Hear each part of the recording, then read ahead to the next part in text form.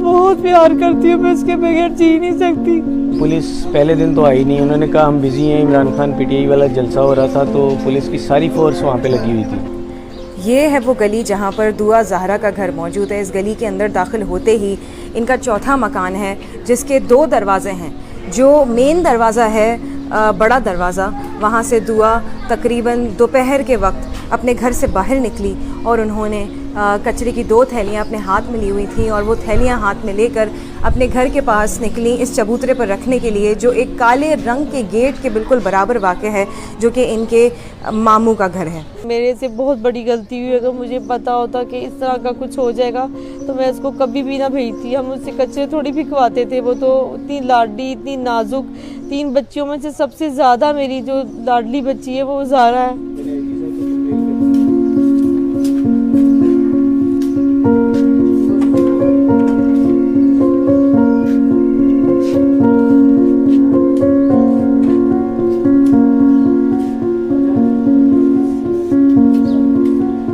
12:30 बजे दोपहर में बच्ची गायब हुई।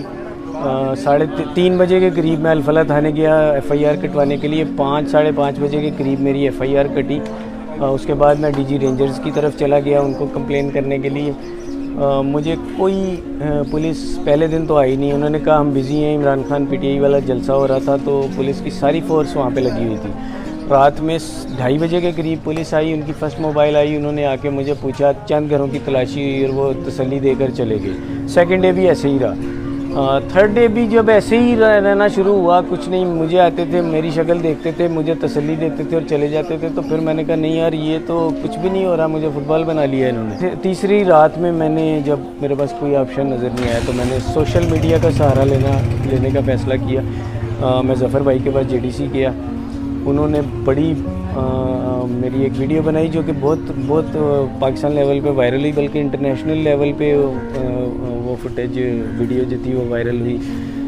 उसकी बदौलत पूरे इदारे मुतहर्रिक हुए क्योंकि प्रेशर बिल्ड हुआ।